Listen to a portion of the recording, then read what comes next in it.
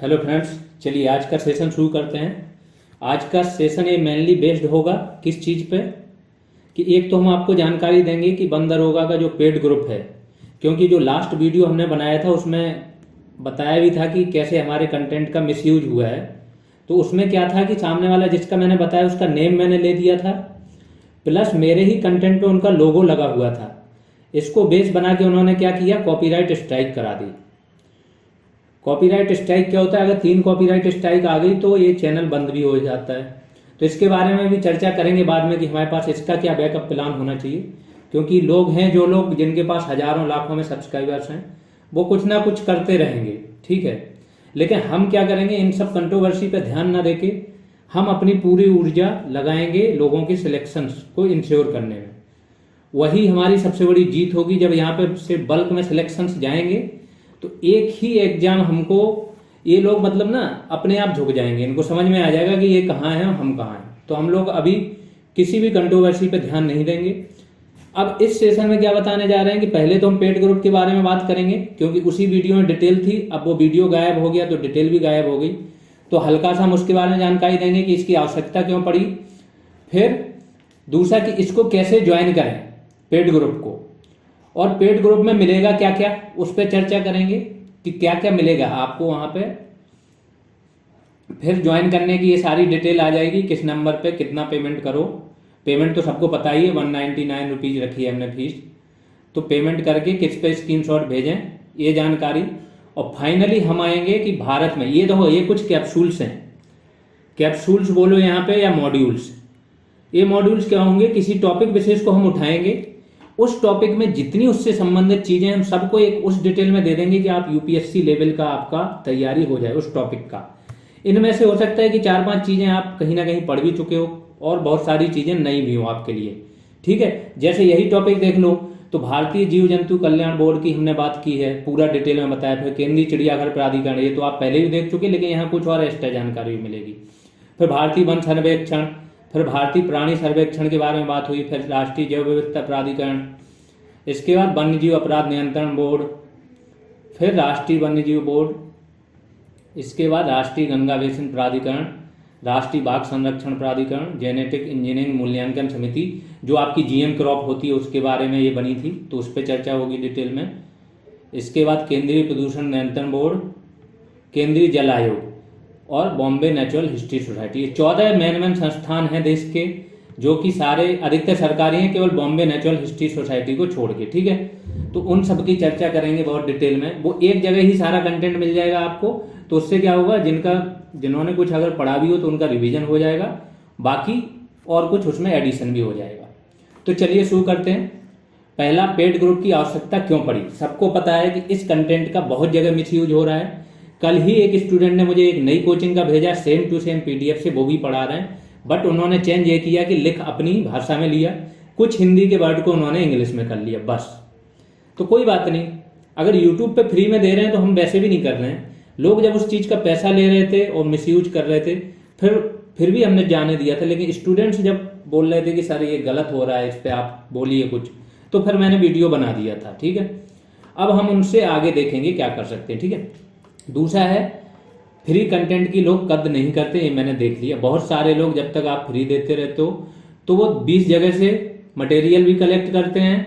इसके बाद दूसरी चीज, पढ़ते कुछ नहीं है, केवल मटेरियल कलेक्ट करते हैं क्योंकि फ्री का मिल रहा है। तो आपके कंटेंट का वो यूज भी नहीं हो पा रहा है, उन लोगों का भी क्या है, एक लॉस ही है, जो लोग ये कलेक्ट कर रहे होते हैं। तो ये भी एक तरीके से जिन्होंने भी फीस पे करता है वो थोड़ा सीरियस हो जाता है कि चलो यहाँ हमने फी पे की है, यहाँ से हमको पढ़ना है। दूसरा, हमारी भी कुछ ऑपरेशनल कॉस्ट है, जो हमने लास्ट में भी पहले बताई थी कि सिर्फ 10,000 तो हम उस व्यक्ति को पे करते हैं जो इस वीडियो को एडिट करते हैं, क्योंकि साउंड भी हम अलग से रिकॉर्ड करते हैं, वीडियो अलग बनाते हैं, एडिट करते हैं, इसके बाद पोस्ट करते हैं, उसको यूट्यूब पे टैग लगाते हैं, थंबनेल बनाते हैं, वो सारा चीज करते हैं, ठीक है। तो अब वो क्या है, अकेला हमारा काम नहीं करते हैं, बहुत सारे यूट्यूबर्स का वो काम करते हैं, तो उनको हमें पे करना पड़ता है मंथली। ये हम अपने से ही पे कर रहे हैं, ठीक है। इसके बाद एक स्टूडियो का खर्चा होता है 8 से 10 हज़ार मिनिमम। किसी स्टूडियो में आप जब लाइव देने जाते हो तो आपको एक खर्चा, उनको मिनिमम कॉस्ट देनी पड़ती है। फिर आप जब भी जाओ ना जाओ वो आपकी मर्जी। फिर हाई स्पीड इंटरनेट वगैरह, ये काफ़ी खर्च आता है। इतना मान लीजिए कि मिनिमम 20K हमारा हर मंथ का खर्च आ जाता है सिर्फ आप लोगों को ये कंटेंट प्रोवाइड करने में। तो वो कॉस्ट भी है। हमने इतनी नॉमिनल फीस रखी है कि जब 100 बच्चे फी देंगे तब ओनली हम 20K हमारे पास आएगा। तो फी बहुत नॉमिनल है, 199, कोई भी पे कर सकता है, किसी को कोई प्रॉब्लम नहीं होनी चाहिए। वो इसलिए रखा कि टोकन मनी होगी, थोड़ी सीरियसनेस आएगी। सारी क्लासेज हम यूट्यूब पे वैसे फ्री में दे ही रहे हैं। जो ज़्यादा सीरियस हैं, जिनको ऐसा लगता है, वो अपने नोट्स वहाँ से भी बना सकते हैं, कोई ज़रूरत ही नहीं। ठीक है। फिर क्वालिटी अपग्रेड अगर हमको करनी है, कुछ भी नया लाना है, तो उसकी भी एक कॉस्ट पड़ती है कि हाँ, जब हमारे पास वो संसाधन एक्स्ट्रा होते हैं तो हम कुछ ना कुछ सोच सकते हैं कि अब स्टूडेंट को ये ऐड करें। जैसे आज ही हमने सोचा कि चलो आपको एक मॉड्यूल कैप्सूल सा दे दें जो दिखा रहे हैं लास्ट में। फीस बहुत ही नॉमिनल है, कोई भी पे कर सकता है, ओनली 199 है। ठीक है, ये हो गई बात कि इसकी आवश्यकता क्यों पड़ी। अब जैसा हमने बताया कि हमारे चैनल पे उन्होंने अपना कंटेंट, अपना लोगो लगाया हमारे ही कंटेंट पे, और उसको क्या किया, जब हमने उनका नेम वगैरह वो किया तो उन्होंने उस चीज़ को मेल करके शो कर दिया और कॉपीराइट मेरे ऊपर कर दिया। चैनल पे एक स्ट्राइक आ गई, कोई बात नहीं, हम उसको आगे बढ़ेंगे। आगे चल के अगर ऐसा कुछ होगा, चैनल को खतरा लगे, क्योंकि ये बड़े लोग हैं, इन लोगों को क्या है, सारे स्टूडेंट अब यहाँ पे पढ़ रहे हैं तो उनका क्या है, 1000 2-2 हज़ार का कोर्स नहीं बिक रहा है, तो उनको प्रॉब्लम तो होगी। प्रॉब्लम होगी तो वो कोई ना कोई साजिश रचेंगे इस चैनल को बंद कराने। हम अपना कोई बैकअप प्लान बताएंगे, आप लोग भी कमेंट सेक्शन में बताइएगा कि क्या बैकअप, क्या एक और यूट्यूब चैनल बना के छोड़ दिया जाए, उस पर सब लोग सब्सक्राइब करके अभी छोड़ देना। बाकी जब ऐसा कुछ होगा तो हम सारा कंटेंट उधर ट्रांसफर कर देंगे। ये भी एक चीज़ बैकअप प्लान है, वो आप लोग कमेंट में बताना, अभी कोई इतनी जल्दबाजी नहीं है। ये तो वो है कि स्टूडेंटों की पढ़ाई किसी भी वजह से रुके ना। ठीक है। दूसरा, हमारा फोकस सिर्फ और सिर्फ अपने वर्क पे होगा, सिलेक्शन ही किसी को भी बेस्ट रिप्लाई होगा। ठीक है। पेड ग्रुप में अब आपको क्या क्या मिलेगा उस पर चर्चा करते हैं। तो जैसे ही आप ज्वाइन होंगे, पेड ग्रुप में आप ज्वाइन होंगे, ज्वाइन होते ही वहाँ पे आपको 26 टॉपिक, सभी 26 टॉपिक एक ही सिंगल PDF में मिल जाएंगे। सारे हैंड रिटन होंगे जो आपको क्लास में कराए गए, वो तुरंत मिल जाएंगे। वैल्यू एडिशन, जैसे आज 2 वैल्यू एडिशन क्लास आ चुकी हैं, तो दोनों वैल्यू एडिशन क्लासेज की PDF आपको तुरंत मिल जाएगी। नेक्स्ट जो क्लास अपलोड होगी उसके 24 आवर्स बाद आपको वैल्यू एडिशन की PDF मिल जाए करेगी। ठीक है। इसके अलावा और क्या होगा, तो जैसे ही हमने ग्रुप क्रिएट किया था पहले दिन, तो 3-4 घंटे के अंदर उसमें 60 बंदे जुड़ चुके थे। जैसे ही हमने ग्रुप अनाउंस किया था उसी दिन, तो हमने एक कॉन्फ्रेंस कॉल की थी, वहाँ पर कई सारे स्टूडेंट्स ने तुरंत, उनके अंदर ये भावना आ गई थी कि सर हमें जो व्हाट्सएप सुपर ग्रुप है आपका, उससे आगे जाना है, आप बताइए हम लोग कैसे मेहनत करें, टारगेट दे दीजिए, आप 3 से 4 दिन में इंटरेक्ट करते रहिए हम लोगों के साथ, हमें बताते रहिए क्या करना है, हम मेहनत करेंगे, हम उनसे आगे जाएंगे। मुझे बहुत अच्छा लगा कि एटलीस्ट ये फीलिंग्स आई। ठीक है। तो वही सारी चीज़ें करेंगे कि ग्रुप कॉल इंटरेक्शन होगा हर 2 से 3 दिन में, कभी कभी 4 दिन में हो सकते हैं। ठीक है, जैसी ज़रूरत पड़ेगी। उनको कुछ टारगेट्स भी दिए जाएंगे स्टूडेंट्स को, रिवीजन टारगेट की इतना रिवाइज कर लो, प्रैक्टिस क्वेश्चंस आपको वन लाइनर्स फॉर्म में मिल ही रहे हैं वैल्यू एडिशन में, और भी हम प्रोवाइड कराएंगे। इसके बाद स्टूडेंटों ने सामने से डिमांड की थी कि सर हमें भी टास्क दीजिए, हम मेहनत करने को रेडी हैं। तो जो डिमांड सामने से करेंगे उनको हम टास्क प्रोवाइड कराएंगे। इसके बाद 8 से 10 दिन तक जब आपका रिवीजन हो जाएगा, एक लेवल आ जाएगा, तो हम एक क्या करेंगे, फुल लेंथ टेस्ट, जो कि UPSC लेवल होगा जिसका, वो आपके टॉपिक एनवायरनमेंट एंड इकोलॉजी का होगा, उसका प्रोवाइड कराएंगे। 100 क्वेश्चंस होंगे उसमें, सारे क्वेश्चंस का स्टैंडर्ड इतना होगा कि एक एक क्वेश्चन से आपका एक टॉपिक पूरी तरह क्लियर हो, प्लस उसका सॉल्यूशन भी प्रोवाइड कराएंगे। Time to time performance checkup होगा आप लोगों का, जो भी जैसी मेहनत कर रहा है, तो उनका परफॉर्मेंस चेकअप करने के हम कुछ तरीके खोजेंगे कैसे करना है। जैसे टेस्ट एक तरीका हो गया, जिससे क्या है लोगों का मोटिवेशन बना रहेगा, कंटिन्यूटी बनी रहेगी। और टाइम टू टाइम, ये ज़्यादा इंपॉर्टेंट है, ये आज ये जो हम दे रहे हैं वो कैप्सूल दे रहे हैं। ठीक है, ये आपका कोई लेना देना नहीं है इससे, ना वैल्यू एडिशन से लेना देना है इसका टॉपिक के, और ना ही आपके क्लास तो हो ही चुकी हैं, क्लास से लेना देना। ये क्या है कि जैसे ही मुझे टाइम मिलेगा, ऐसे ही हम कैप्सूल्स आपको 7 से 8 पेज की एक PDF में प्रोवाइड करा दिया करेंगे। ये वीडियो तो अभी चलो टाइम था तो यूट्यूब पे दे दिया, यूट्यूब पे ये वीडियो बहुत कम आएंगे, मीन्स अगर 15-20 हुए तो 2 या 3 या 4 ही आएंगे। ये क्या करेंगे कि जैसे हमें टाइम मिला, मैंने PDF बनाई और आपको पेड ग्रुप में उसको सेंड कर दी। ठीक है, पेड ग्रुप में प्रोवाइड करा दिया करेंगे। तो ये पेड ग्रुप की एक स्पेशल आपको मिलेगी। आज का टॉपिक देख के आपको समझ में आ जाएगा कि जिस टॉपिक पे देंगे वो टॉपिक एक तो सारा रिवीजन और जितना भी वैल्यू एडिशन उसमें हो सकता है सब हो जाया करेगा, तो वो भी प्रोवाइड कराएंगे। अब आते हैं कि कैसे आप ज्वाइन कर सकते हो इसको। ज्वाइन करने के लिए पहले भी बताया कि फ़ोनपे या पेटीएम नंबर ये है 8586982085।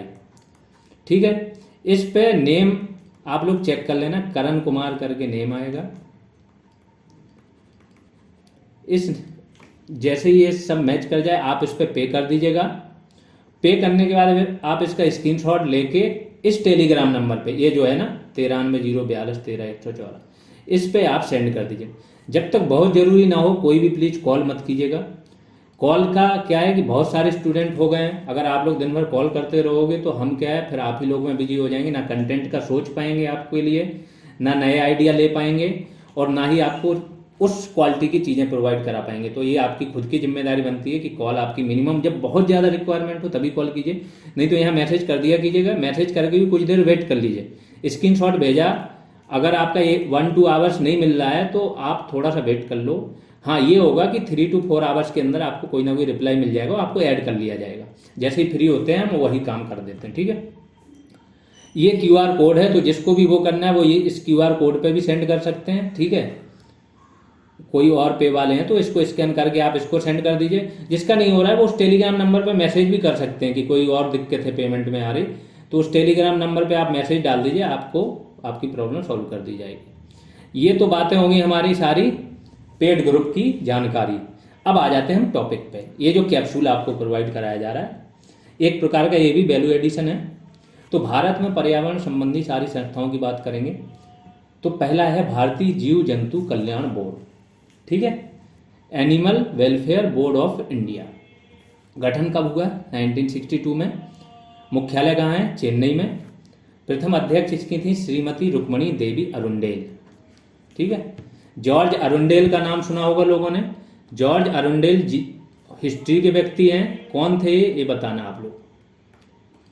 ठीक है, थोड़ा और जानकारी दे रहे हैं, एनी बेसेंट से भी इनका जुड़ाव रहा है तो आप इनका जानकारी देना। जॉर्ज अरुंडेल कौन थे? यह एक सांविधिक सलाहकारी निकाय है। जब भी देखो 2-3 टाइम बता देते हैं। सांविधिक, विधिक का जहाँ विधिक आ गया, विधिक सहित, सांविधिक मतलब विधिक सहित। विधि होता है कानून, कानून कौन बनाती है? संसद। तो ये जो सांविधिक जहाँ बात है मतलब किसी कानून के अंतर्गत इसका गठन हुआ है, इसके ऊपर कोई कानून है उसके अंदर।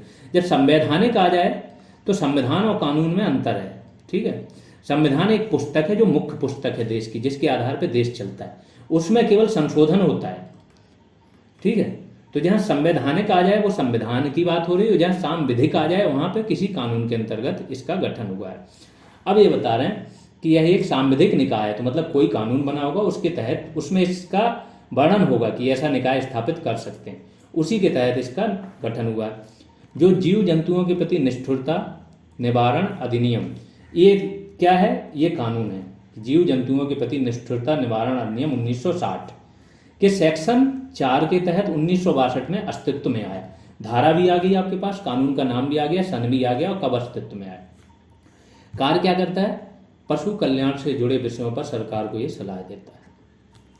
दूसरा क्या है? केंद्रीय चिड़ियाघर प्राधिकरण, सेंट्रल जू अथॉरिटी। इनका जिक्र पहले भी हो चुका है, इसमें कुछ नए पॉइंट भी ऐड हो जाएंगे। इसकी स्थापना कब हुई? 1992 में। मुख्यालय नई दिल्ली में है। वन्य जीव संरक्षण अधिनियम 1972, इसका संशोधन जो 1991 में हुआ था उसके तहत गठन हुआ। ये मुख्य अधिनियम है, यहाँ पे संशोधन हुआ। संशोधन में प्रावधान जोड़ा गया इस निकाय के संबंध में, उसी के तहत इसका 92 में गठन हो गया। एक अध्यक्ष होता है, 10 अन्य सदस्य होते हैं, एक सचिव होता है।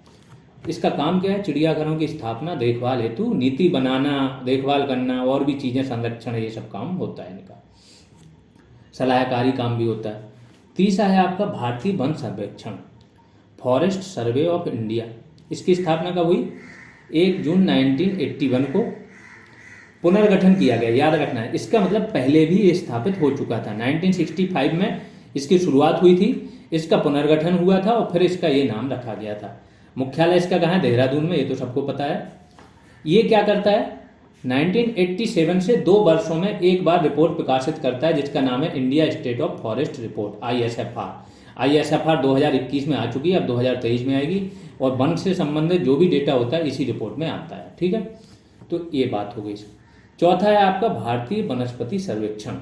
ठीक है, बोटैनिकल सर्वे ऑफ इंडिया। इसका मुख्यालय कहाँ है? कोलकाता में। गठन कब हुआ? 13 फरवरी 1890 को।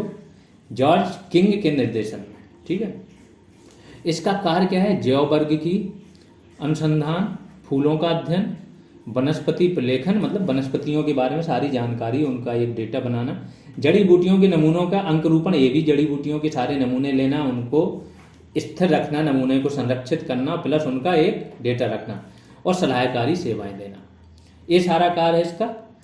यह भारत में पादपों की, अब ये ध्यान रखना है, रेड डेटा बुक एक कौन निकालता है? रेड डेटा बुक एक IUCN निकालता है, IUCN। ठीक है, स्टेटस इसका पढ़ चुके हुए आप लोग। एक ये भी निकालता है आपका, ठीक है, बोटेनिकल सर्वे ऑफ इंडिया भी निकालता है, लेकिन एक किसकी निकालता है? पादपों की, वनस्पतियों की। उसकी क्या? रेड डेटा बुक रिपोर्ट प्रकाशित करता है। तो ये बहुत इंपॉर्टेंट फैक्ट हो सकता है, आप इसको ध्यान रखना। भारतीय प्राणी सर्वेक्षण, ये क्या है? स्थापना कब हुई इसकी? 1916 में। मुख्यालय कहाँ है? कोलकाता में। वर्तमान में 16 क्षेत्रीय स्टेशन है, अलग अलग राज्यों में, शहरों में इसके 16 क्षेत्रीय स्टेशन है वर्तमान में। कार्य क्या है? जीवों से संबंधित सर्वेक्षण, खोज और अनुसंधान को बढ़ावा देना इसका कार्य है। इसका इतिहास वर्ष 1984 में विलियम जोन्स द्वारा, जो विलियम जोन्स थे, एशियाटिक सोसाइटी ऑफ बंगाल की स्थापना इन्होंने की थी, सबको पता होगा। इसमें क्या होता था कि भारत की जो प्राचीन पुस्तकें होती थीं, जैसे आपके पुराण, गीता, महाभारत, गीता का अनुवाद किसने किया था? एडम विल्किंस ने। ठीक है, तो इन सब पे अभिज्ञान शाकुंतलम वगैरह, तो इनका क्या करते थे? इनका अनुवाद ये लोग करते थे अंग्रेजी में। ये संस्कृत में लिखी हुई पुस्तकें हैं, अंग्रेजी में करते थे, तो सबको सर्वसुलभ हो गया था ये ज्ञान। नहीं तो जिसको संस्कृत आती थी वही पढ़ पाता था। अंग्रेजों को इससे ये हेल्प मिल गई थी कि भारत की जो परंपराएं हैं, प्राचीन मान्यताएं, उनकी जानकारी मिल गई, तो ये इनको आगे शासन करने में बहुत हेल्पफुल हुई थी साबित। ठीक है, तो इसी एशियाटिक सोसाइटी ऑफ बंगाल, इससे संबंधित इसका इतिहास रहा है। ठीक है, भारतीय जैव विविधता प्राधिकरण NBA, ये क्या है? इस प्राधिकरण का गठन वर्ष 2003 में किया गया था, जो राष्ट्रीय जैव विविधता प्राधिकरण। ठीक है, इसमें क्या था? मुख्यालय इसका चेन्नई में है। जैव विविधता अधिनियम 2002 के तहत ही सांविधिक की बात आ गई, मतलब किसी कानून के तहत, संसद द्वारा निर्मित कानून के तहत इसका गठन हुआ है। इसका कार्य क्या है? भारत सरकार के लिए जैविक संसाधनों, जैविक संसाधन में क्या आ जाते हैं? सारे जिसके अंदर जीवन होता है, सजीव, मतलब इसमें वनस्पति तथा जीव, अन्य जीव, ठीक, के संरक्षण, स्थायी उपयोग संबंधी मुद्दों पर विनियामक संस्था के रूप में ये कार्य करता है। सलाह तो ये देते ही देता है, जितने भी ये संस्थान हैं। जैव विविधता धरोहर स्थल एक आता है, जैव विविधता धरोहर स्थल घोषित कर देते हैं किसी क्षेत्र को, तो इसको कौन करता है? राज्य सरकारों द्वारा इसे घोषित किया जाता है, लेकिन वो क्या करते हैं? स्थानीय निकायों के परामर्श से इसको घोषित करते हैं, अधिसूचित करते हैं। अगला आ जाते हैं 7वां, वन्य जीव अपराध नियंत्रण ब्यूरो। इसके बारे में भी पहले पढ़ चुके हो, लेकिन कुछ नया डेटा यहाँ मिल जाएगा। स्थापना कब हुई? 2006 में। मुख्यालय नई दिल्ली में है। यह वन्यजीव संरक्षण अधिनियम 1972, अब देखो ये डिटेल मिल गई है, वहाँ पे इतनी ज़्यादा डिटेल नहीं थी, कि धारा 38Z अब ये धारा कब जोड़ी गई? संशोधन हुआ था जब 2006 में, तब ये जोड़ी गई थी, के तहत ये गठित हुआ है। ठीक है, क्षेत्रीय, तो ये धाराएं पूछ लेते हैं, ये यहाँ पे आ गई सारी अधिनियमों की। इसके क्षेत्रीय कार्यालय टोटल 5 हैं, कहाँ कहाँ? दिल्ली, कोलकाता, मुंबई, चेन्नई और जबलपुर। उद्देश्य क्या है? संगठित वन्यजीव अपराध की रोकथाम में मदद करना, ये इसका उद्देश्य है। WCCB द्वारा संचालित कार्यक्रम, ये कौन कौन से कार्यक्रम संचालित करती है? ये बहुत इंपॉर्टेंट चीज़ है, ये नहीं मिलेगी आपको। ठीक है, तो ऑपरेशन कुरमा क्या होता है? कछुओं से रिलेटेड, तो कछुआ से रिलेटेड ऑपरेशन चलाता है। थंडरबर्ड, बर्ड से रिलेटेड। इसका वाइल्ड नेट, लेस्कन वारविल और स्वच्छता कला, ये क्या करते हैं? इतने सारे कार्यक्रम चलाती है WCCB। अब इसका मेन काम क्या है? ये इंटरपोल के साथ भी मिलकर काम करती है संस्था, ये ध्यान रखना। इंटरनेशनल पुलिस जो होती है उसके साथ, क्योंकि ये क्या करती है? वन्य जीवों की तस्करी, अंतर्राष्ट्रीय तस्करी पे ज़्यादा ध्यान देती है। तो अंतर्राष्ट्रीय तस्करी हो रही तो इंटरपोल भी आपको क्या है? इंपॉर्टेंट हो जाता है। इसे संयुक्त राष्ट्र पर्यावरण कार्यक्रम UNEP ने 2018 में एशिया पर्यावरण परिवर्तन पुरस्कार से सम्मानित किया। राष्ट्रीय वन्यजीव बोर्ड, नेशनल वाइल्ड लाइफ बोर्ड या national board for wildlife, इसके बारे में पहले बात हुई, लेकिन यहाँ थोड़ा एक्स्ट्रा जानकारी मिलेगी, ये ध्यान रखना। गठन कब हुआ? 2003 में। मुख्यालय कहाँ है? नई दिल्ली में। यह भारतीय वन्यजीव बोर्ड का विस्थापित रूप है। मतलब सबसे पहले गठन किसका हुआ था? भारतीय वन्यजीव बोर्ड का। इसका ये विस्थापित रूप है, ठीक है, कि उसको हटा के इसका निर्माण हुआ, जिसकी स्थापना कब हुई थी? 1952 में सलाहकार समिति के रूप में हुई थी। वन्यजीव संरक्षण अधिनियम 1972 है। इसके तहत ही सांविधिक निकाय ये भी है। कौन सा? राष्ट्रीय वन्यजीव बोर्ड। इसकी संगठनात्मक संरचना क्या है? पीएम अध्यक्ष होता है। ये भी आपको नई चीज मिल रही है। उपाध्यक्ष पर्यावरण मंत्री, ये तो पहले बता चुके, लेकिन सदस्य टोटल इसमें 45 होते हैं। 19 जिसमें पदेन वो होते हैं, कोई पद होता है जैसे पर्यावरण सचिव का, आईएएस अधिकारी होता है, सीनियर आईएएस, पर्यावरण सचिव हो गया, नीचे उप सचिव हो गए, राज्यों के सचिव हो गए। तो इस प्रकार से उस पद पे जो भी बैठेगा वो आपका इसके सदस्य रहेंगे, ऐसे करके निर्धारित होता है। तो वो पदेन सदस्य हो गए। दूसरे 3 सांसद इसके सदस्य होते हैं, जिसमें से 1 राज्यसभा से और 2 लोकसभा से, और 5 गैर सरकारी संगठनों के सदस्य होंगे। बाकी और भी रहेंगे। ये डिटेल हमको देनी थी कि इतने लोग ये होने ही होने हैं, ठीक है। राष्ट्रीय उद्यानों तथा वन्यजीव अभ्यारण्यों का परिसीमन राष्ट्रीय वन्यजीव बोर्ड की अनुमति। हाँ, ये देखो, ये पहले भी बता दिया, लेकिन फिर से परिसीमन क्या होता है? सीमाओं को बदलना, सीमाओं को बदलना, बढ़ाना, छोटा करना, चेंज करना या खत्म करना। तो आपने पढ़ा होगा कि राष्ट्रीय उद्यान तथा वन्यजीव अभ्यारण्य घोषित कौन करता है? राज्य। लेकिन घोषित करता है, अधिसूचना निकालता है, उसके बाद अनुमति लेनी पड़ती है उसको, क्या? राष्ट्रीय वन्यजीव बोर्ड से, ठीक है, जो वन्यजीव बोर्ड है। तो यहां तो ये घोषित कर सकता है, यही सीमा का निर्धारण करेगा शुरुआत में सब चीज। लेकिन एक बार जब घोषित हो गया तो इनका क्या परिसीमन किससे होगा? राष्ट्रीय वन्यजीव बोर्ड की अनुमति के बिना नहीं। मतलब घोषित करने की शक्ति तो राज्यों के पास है, लेकिन इसको निरस्त करने की, हटाने की शक्ति सब फिर राष्ट्रीय वन्यजीव बोर्ड के पास है, या उसकी सीमा बदलने की शक्ति। घोषित करने के बाद दोबारा उसमें चेंज नहीं कर सकते हो आप। राष्ट्रीय गंगा नदी बेसिन प्राधिकरण, ये भी क्योंकि पर्यावरण से संबंधित है, गठन 2009 में। पर्यावरण संरक्षण अधिनियम 1986 के तहत हुआ। अभी ये जल शक्ति मंत्रालय के अधीन कार्य कर रहा है। अध्यक्ष इसके कौन है? पीएम। मुख्यालय कहाँ है? नई दिल्ली। और इसका काम क्या है? वही गंगा नदी का संरक्षण करना तथा उसमें हो रहे प्रदूषण में कमी लाना, ठीक है। 10वां राष्ट्रीय बाघ संरक्षण प्राधिकरण, एनटीसीए।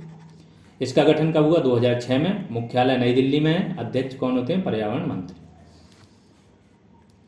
इसके बारे में चूंकि पहले पढ़ चुके हैं क्या काम होता है क्या नहीं होता है, तो इतनी डिटेल बहुत है। बाघों के संरक्षण से संबंधित जो भी काम होते हैं, टाइगर गणना कराना, ये वो सब इन्हीं का ही है, उससे सलाह देना। जेनेटिक इंजीनियरिंग मूल्यांकन समिति, ये बहुत ही नया है आपको। जो जैव विविधता संरक्षण अधिनियम आया था आपका, वो उसी के अंतर्गत इसका क्या हुआ था? समिति का गठन हुआ था। यह अनुवांशिक रूप से संशोधित सूक्ष्म जीवों तथा उत्पादों के, जो जीएम फसल होती है, जेनेटिकली मॉडिफाइड, जैसे जीएम सरसों सुना होगा आपने, जीएम कपास, तो उसमें क्या होता है? जीन्स में चेंज कर देते हैं। जो भी फसल होती है, पौधा होता है, उसके जीन्स में कुछ चेंज कर देते हैं। इससे क्या होता है? उसकी उत्पादकता बढ़ जाती है, प्रतिरोधकता बढ़ जाती है। कि जैसे बाढ़ आ रही, सूखा आ रही, तो ये थोड़ा प्रतिरोधी हो जाते हैं, तो कम बाढ़ में ये बर्दाश्त कर जाते हैं उसको। तो मॉडिफाइड कर दिया, पैदावार बढ़ गई, हर चीज़ बढ़ गई। लेकिन इससे आगे चल के खतरा ना महसूस हो, लोगों पे इसका प्रभाव खराब ना हो, उनकी चयापचय क्षमता जो है वो प्रभावित ना हो, स्वास्थ्य प्रभावित ना हो, ये सब जांच करने के लिए क्या विशेषज्ञ पैनल है। यहाँ पे विशेषज्ञ पैनल है, यही अनुमति देती है कि इस जीएम क्रॉप को इंडिया में यूज किया जाए कि ना यूज किया जाए। अब आपको बताना पड़ेगा, एक क्वेश्चन है आप लोगों के लिए, सिर्फ एकमात्र जीएम क्रॉप है, जीएम क्रॉप जिसको इंडिया में अलाउ है, जो ठीक है, बाकी कोई भी जीएम क्रॉप इंडिया में अलाउ नहीं है। एकमात्र जीएम क्रॉप इंडिया में अलाउ है, वो कौन सी है? ये आप लोग को जवाब देना, कमेंट सेक्शन में आप लोग जवाब दीजिएगा। तो ये क्या करती है? अनुवांशिक रूप से संशोधित सूक्ष्म जीवों तथा उत्पादों के कृषि में उपयोग हेतु स्वीकृति प्रदान करने, नियमन करने हेतु सर्वोच्च निकाय है। अगला केंद्रीय प्रदूषण नियंत्रण बोर्ड, सीपीसीबी क्या है? इसका गठन 1974 में गठन हुआ था। 1974 में ही जल प्रदूषण नियंत्रण अधिनियम आया था आपका, ठीक है। तो इस अधिनियम के तहत ही सीपीसीबी का गठन हुआ है, ठीक। लेकिन इसके बाद क्या हुआ? वायु प्रदूषण नियंत्रण अधिनियम आ गया 1981 में। तो इसके तहत भी इसको शक्तियां प्रदान कर दी गई सीपीसीबी को, क्योंकि वायु प्रदूषण, जन प्रदूषण, ओवरऑल तो प्रदूषण के ही पार्ट है ना। फिर एक पर्यावरण सुरक्षा अधिनियम 1986 है, इसके तहत भी इसको क्या शक्तियां प्रदान की गई, ठीक है। और तकनीकी सेवाएं भी ये मंत्रालय को देता है इसी के तहत। अब ये क्या करता है, इसके तहत ये कठोर जुर्माना लगा सकता है। कोई जैसे इकाई है, कोई इंडस्ट्री है, फैक्ट्री है, ठीक है, वो बहुत ज़्यादा पॉल्यूशन फैला रही है, इसकी जो उन्होंने लिमिट तय की है, तो उस पर जुर्माना लगा सकती है, इकाई को बंद भी करा सकता है। कौन सा? यही जो आपका CPCB है। फिर 13वां आपका है केंद्रीय जल आयोग। तो स्थापना कब हुई थी? ये देखो, ये बहुत इंपॉर्टेंट फैक्ट है, हिस्ट्री से भी रिलेटेड कुछ है इसमें। इसकी स्थापना 1945 में वायसराय की कार्यकारी परिषद, वायसराय की एक कार्यकारी परिषद होती थी, 2 परिषदें होती थी, एक तो कानून बनाने के लिए होती थी, ठीक है, विधि परिषद जो होती थी, और दूसरी होती थी कार्यकारी परिषद जो उनको लागू करा, मतलब जो मंत्री परिषद बोल लो एक प्रकार से। तो इस कार्यकारी परिषद में डॉक्टर भीमराव अंबेडकर जी क्या थे? शामिल थे एज ए स्वयं सदस्य के रूप में। उन्होंने सलाह दी थी कि केंद्रीय एक जल आयोग की स्थापना की जाए, तो 1945 में इन्हीं की सलाह पर इसकी स्थापना हुई थी, और वर्तमान में ये जो जल शक्ति मंत्रालय है आपका, उसके अंतर्गत काम करता है। फिर आ जाते हैं इनके बारे में, बॉम्बे नेचुरल हिस्ट्री सोसाइटी के बारे में पहले भी पढ़ चुके हो। गैर सरकारी संगठन है ये, मतलब सरकार के अंतर्गत नहीं आता है, NGO है एक टाइप का। यह एक अखिल भारतीय वन्यजीव अनुसंधान संस्थान है, लेकिन बहुत बड़ा है। 1883 से ये क्या कर रहा है? प्रकृति संरक्षण को बढ़ावा दे रहा है, और इसका लोगो क्या है? Great hornbill. भारत में वाइल्ड लाइफ इंटरनेशनल का सहयोगी, जो वाइल्ड लाइफ इंटरनेशनल का नाम आपने सुना होगा, मैंने बताया था, दुनिया की सबसे बड़ी संस्था है जो जैव विविधता संरक्षण या पक्षियों के संरक्षण। 1921 में वाइल्ड लाइफ इंटरनेशनल बनी, और ये कब से काम कर रही है? तो सोचो कि ये इससे भी कई गुनी पुरानी है, लेकिन इसके अंतर्गत ये क्या है? इसके सदस्य के रूप में कार्य करती है। तो जो भी नाम इसका रहता है, और इंडिया में काम ये करती है। जैव विविधता तथा पर्यावरण संरक्षण हेतु अनुसंधान करने वाला भारत का सबसे बड़ा गैर सरकारी संगठन है। यहाँ पे आपकी क्लास खत्म होती है, पेड ग्रुप की जानकारी आपको मिल गई। एक बात बताए दे रहा हूँ सभी लोगों को, जितने भी सीरियस स्टूडेंट हैं, थोड़े से सीरियस हो जाओ। 1 मंथ की तैयारी आपको बंदरोगा बना सकती है, ठीक है। 1 मंथ में थोड़ा बहुत पेन होगा, कंफर्ट जोन से बाहर निकलो, मेहनत करो थोड़ी, जो पहले कर रहे थे उससे एक्स्ट्रा मेहनत करो। जगह जगह जाके सबका आपने ठेका नहीं ले रखा है, अपना सिलेक्शन कंफर्म कराओ पहले। उसके लिए सीरियसनेस आनी चाहिए, पढ़ाई होनी चाहिए, बार बार रिवीजन होना चाहिए, रिवाइज कीजिए, ठीक है। सीरियसली आप लोगों के लिए सारी मेहनत हो रही है, हर चीज़ प्रोवाइड कराई जा रही है, लेकिन सिलेक्शन उन्हीं का होगा जो हर एक चीज़ लास्ट तक फॉलो कर लेंगे। हाँ, जो लोग पेड ग्रुप में हैं उनको बताए दे रहा हूँ कि आप कोई भी कंटेंट किसी के साथ शेयर नहीं करेंगे, किसी भी ग्रुप में या इंडिविजुअल को, ठीक है, क्योंकि बहुत ही नॉमिनल फीस रखी है, कोई भी ज्वाइन कर सकता है। ये बेवकूफ़ी मत करना, अगर ये बेवकूफ़ी करोगे तो सिंपल सा मतलब है कि आप उसके लिए एलिजिबल ही नहीं हो। जब ऐसी सोच रख रहे हो, कोई व्यक्ति इतनी मेहनत आपके लिए कर रहा हो, आपकी सोच इस टाइप की हो, तो फिर मतलब नहीं होता है, ठीक है। दूसरी चीज़ कि अगर कोई ऐसा करता हुआ पाया गया, तो ये तो आपको पता है कि लोगों के जब पेड वो कोर्स ऐप पे चल रहे हैं, वो तो हमारे स्टूडेंट निकाल के ले आ रहे हैं, तो पता चल जाएगा, हम सीधा उसको रिमूव कर देंगे, उस व्यक्ति को दोबारा कभी ऐड नहीं करेंगे, ठीक है। और ये नहीं है, आपको लगातार आपके एग्जाम तक यहाँ पे आपके साथ रहेंगे हम। तो अभी से ये सब चीज़ें मत दिखाना कोई भी। हाँ, जो लोग हैं जो आपके टच में, उनको भी मोटिवेट कर सकते हो कि यहाँ आओ, जिससे कि क्या होगा कि हम भी, हमारे पास भी एक मोटिवेशन होगी आपके लिए एक्स्ट्रा हार्ड वर्क कर पाएँ। तो अभी के लिए इतना ही। आज की क्लास जो वैल्यू एडिशन की है वो आपकी आ जाएगी, ठीक है। वैल्यू एडिशन क्लास आपको सामने मिल जाएगी, जिसमें आपका टॉपिक नंबर 4 कराया जाएगा, ठीक है। ओके, चलिए, तो धन्यवाद।